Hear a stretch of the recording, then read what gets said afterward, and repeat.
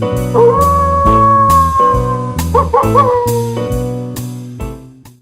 there. I'm sure you've noticed that at this point, I've got a little fire close to my behind. I might have bitten off a little more than I can chew with this project, or I didn't do the proper necessary prep work, but, I'm still gonna try. I'm gonna give you 31 reviews this month. And, I just experienced a bit of a hiccup today, or I guess it's today while I'm recording this, but it'll be yesterday when it's posted. But I've been starting a new job, and that's sadly gotta take the priority, but believe me, all my creative energy is being focused into these werewolf movies right now, and it's pretty terrible. But today I actually watched a pretty decent movie.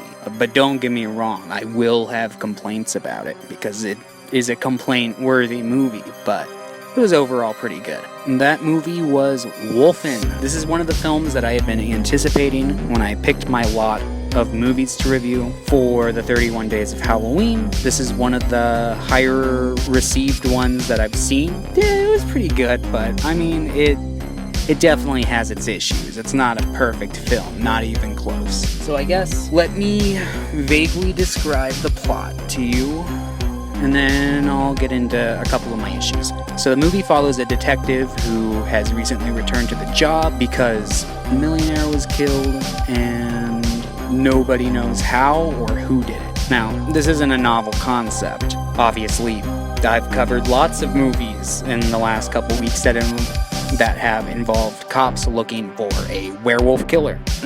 Where this film separates itself is with the werewolf mythos it follows.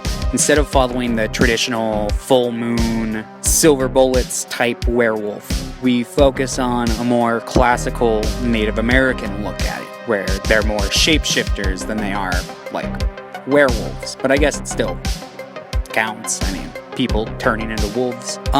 This movie, is basically just about this detective, and he's going about trying to figure out who's behind these murders. And so I guess let me get into a couple of my big complaints with this one. Starting off with the big one, Edward James Olmos. Love the guy, love his acting. But let's be honest here, I think this film would have been much better off if it had had a Native American lead.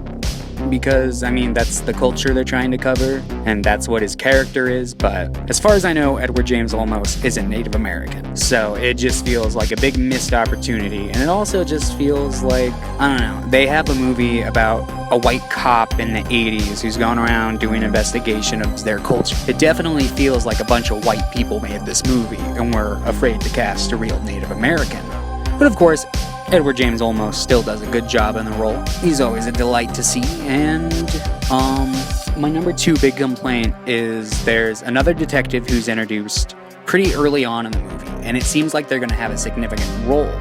Now, I was really looking forward to this character, but it went fucking nowhere. This character is a woman detective who's brought on to join our main detective, and she just kind of becomes a love interest and disappears like halfway through the film pretty much, with the exception of some scenes where she's just kind of chilling around in the background. I really hate this. I feel like it's a missed opportunity, and just, I don't know, I really don't see any chemistry between their characters. I didn't think it was effective at all, and I would have either just not put this character in the movie or would have actually given them an actual arc and some shit to do. Despite my couple big complaints, it does manage to be a pretty well put together film. There's lots of colorful characters. My favorite is like this forensic guy who's friends with the main detective. He's lots of fun. I enjoy watching him on screen. There's also like this kind of proto-predator vision in the movie. It's from like the wolf's point of view, and it's so-so. I mean, you can tell that they were experimenting around with it, but definitely not the best in this movie. But it's there. There's lots of great just settings in this movie. Like, it reminds me a lot of the gothic appeal of something like Candyman, where it's city ruins, and it's just, it's fucking great looking. Makes for some wonderful set pieces. I'm not going to go in too deep on the plot or the climax, but I think that the finale of this film is pretty good. Pretty good. I could see some people finding it underwhelming, but I think it pays off in just the right way. I quite liked it. There's a bit of a tacky kind of exposition dump where the main character is talking at you, and that like technically wraps up the film, but I'm talking about like the actual climax. But yeah, so Wolfen is pretty good. It's got its issues, definitely, but I would still recommend it. I'm gonna give this one a, I'm thinking between a 6 and a 7. I think I'm going to give it a 6 now, but it definitely has potential to be a 7 on a rewatch.